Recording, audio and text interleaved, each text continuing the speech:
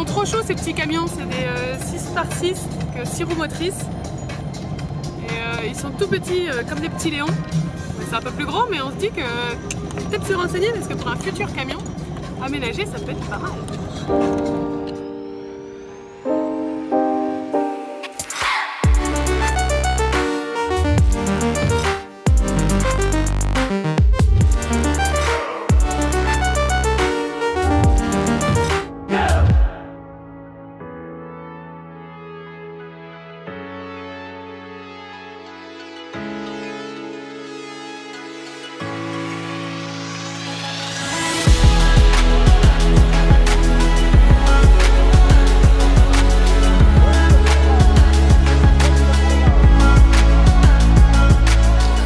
On est à l'entrée du Cameroun, là, aux douanes camerounaises, et j'avais envie de te montrer ces petits véhicules 6 roues motrices.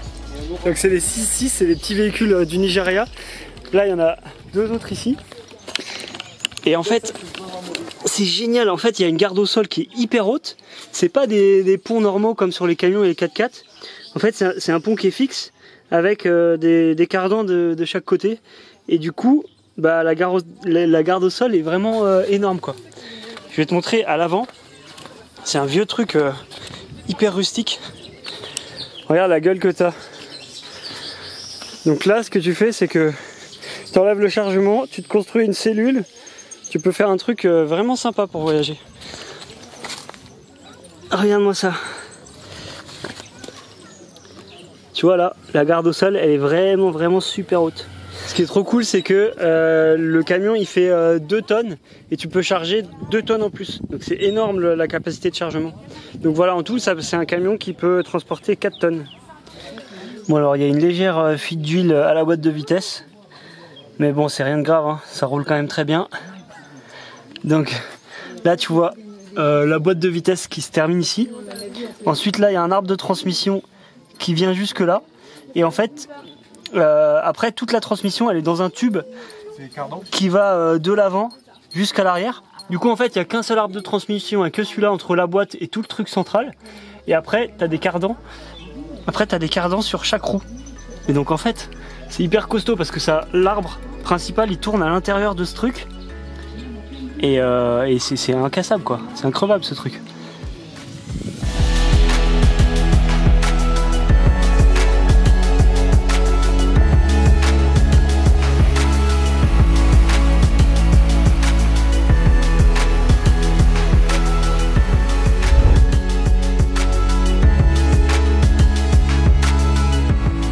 En fait c'est pas vraiment des cardans, c'est un espèce de demi-pont rigide, donc avec un arbre de transmission à l'intérieur, donc ce qui fait que c'est beaucoup plus solide qu'un cardan, avec ici la rotule parce que là c'est les roues avant, et du coup c'est hyper costaud quoi.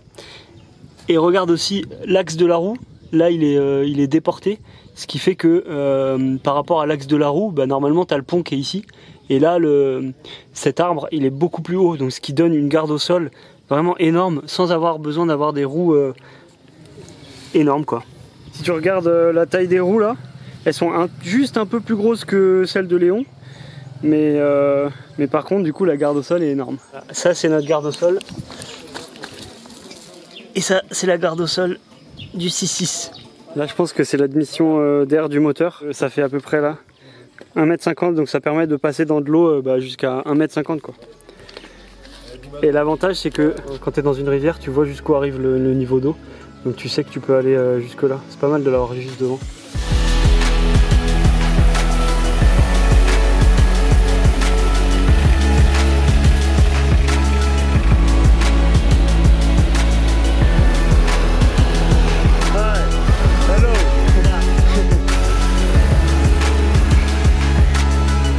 Il va nous montrer l'intérieur. Ah, il va chercher les clés pour nous montrer l'intérieur. Bon Marion, est-ce que c'est notre prochain véhicule? No, it's very strong, no? Wow. C'est excellent. Alors comme tu peux le voir, c'est assez rustique. Ce que j'adore, c'est le truc pour mettre la pelle quoi. Il y a directement le support intégré pour mettre la pelle. Tu parles français ou anglais? Je vais essayer de monter là-dedans. Excellent. Voilà, là c'est la transmission. Donc tu peux choisir avec les 3 leviers lequel pont activer. Tu peux mettre soit traction, propulsion. C'est trop bien. J'adore. Alors ça c'est le jeu qu'il y a dans le volant. Allez hop, je sors de là.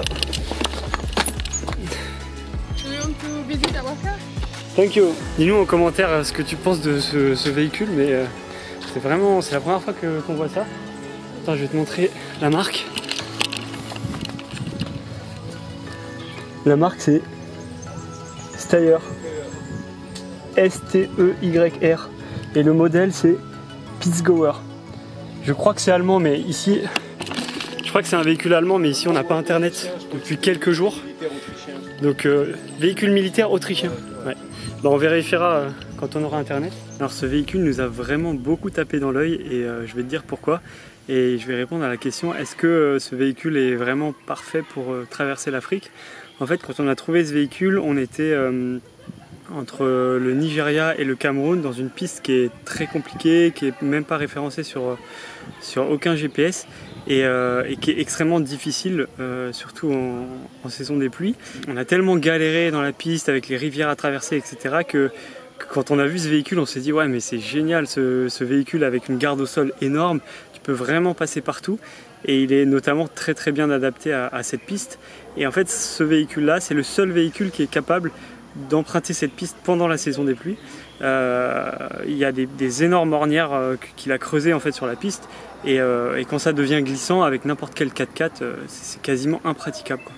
Donc c'est un véhicule qui est extrêmement bon en tout terrain. C'est pas forcément le meilleur véhicule pour traverser l'Afrique parce que c'est un véhicule qui est fait que pour les pistes. Donc tu roules pas à 100 km/h ou 120 sur l'autoroute.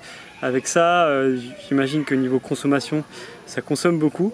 Donc c'est vraiment un véhicule intéressant, mais qui n'est pas vraiment adapté à une traversée de l'Afrique ou à un tour du monde, je pense. Depuis qu'on est en Afrique, on a rencontré plein de voyageurs avec plein de types de véhicules vraiment très différents. Nous, on est vraiment très contents du choix de notre véhicule. Donc c'est un Mitsubishi L300 4x4.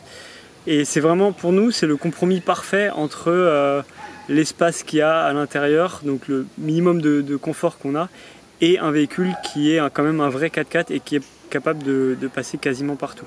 Et à chaque fois qu'on a rencontré des voyageurs, on a étudié un peu leurs solutions, leur choix de véhicule, et du coup c'est pas mal de pouvoir comparer à chaque fois avec notre solution à nous. Donc dis-nous dans les commentaires si ça t'intéresse qu'on fasse une vidéo spéciale là-dessus sur comment choisir son véhicule pour l'Afrique. Vous êtes vraiment nombreux à nous poser des questions sur quelle van il faut choisir pour partir en Afrique. Est-ce qu'il faut absolument un 4x4? Est-ce qu'avec mon van qui n'est pas 4x4, je peux aller en Afrique? Et donc si toutes ces questions-là vous intéressent, n'hésitez pas à nous le dire dans les commentaires. Et comme ça on va faire une vidéo là-dessus. Je pense qu'on a vraiment plein de conseils sur les choix du véhicule. Il y a plein de trucs à prendre en compte. Donc voilà, dis-nous en commentaire si tout ça, ça t'intéresse. Et puis on va faire une vidéo. Et puis en attendant lundi prochain, abonne-toi. Ciao!